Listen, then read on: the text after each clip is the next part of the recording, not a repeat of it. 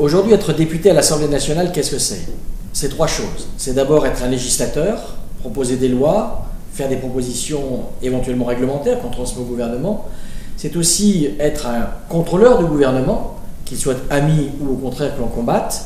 Et puis c'est une troisième chose, c'est représenter bien évidemment la population qui vous a élu et aussi faire redescendre de l'information qui arrive de Paris de façon à ce que nos territoires puissent bien connaître les mesures gouvernementales. Faire les lois, c'est d'abord par exemple essayer de répondre lors des attaques d'attentats, notamment à Nice. Après le drame que nous avons connu, le gouvernement a souhaité que nous puissions donc légiférer pour prolonger l'état d'urgence. Nous avons pendant 8 heures toute la nuit essayé de faire comprendre au gouvernement qu'il fallait prendre des mesures supplémentaires, des mesures complémentaires. Rien n'a été fait.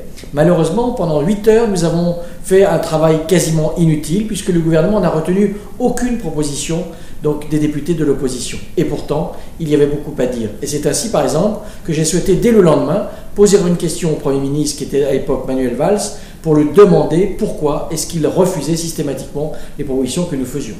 Pendant près de 8 heures hier soir et jusqu'à plus de 5 heures ce matin, nous avons débattu des mesures que vous proposez pour protéger les Français face aux actes terroristes. Monsieur le Premier ministre, je ressors de ce débat avec un sentiment d'amertume, d'indignation et aussi de colère.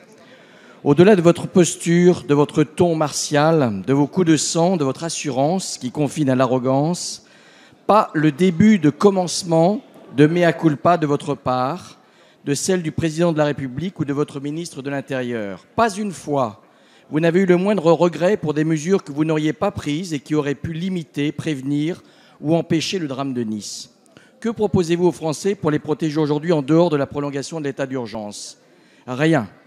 À situation exceptionnelle, nous proposons des mesures exceptionnelles prises par de nombreux autres pays qui sont tout autant que nous des pays de droit. Permettre le contrôle d'identité par les policiers municipaux, refusé. Permettre à la police municipale de disposer des mêmes armes que la police nationale, refusé. Mettre en place des centres de rétention sur les fichiers S, refusé. Expulser notre territoire national les étrangers condamnés, refusé. Supprimer toute prestation sociale à un terroriste et sa famille, refusé. Permettre la fouille des véhicules par la police sans réquisition préalable, refusé. Interdire le financement des lieux de culte par des puissances étrangères, refusé. Revoir la loi sur la légitime défense des policiers, refusé. Fermer les mosquées salafistes ou prêchant la haine, refusé. Allonger la durée d'assignation à résidence, refusé. Interdire le retour sur le territoire national de djihadistes binationaux partis à l'étranger semer la mort, refusé. Supprimer l'automaticité de réduction de peine pour les personnes condamnées pour terrorisme, refusé. Réorienter notre politique pour lutter avec la Russie contre l'État islamique, refusé. Monsieur le Premier ministre, il y a dans le pays une colère qui monte, entendez-la et agissez.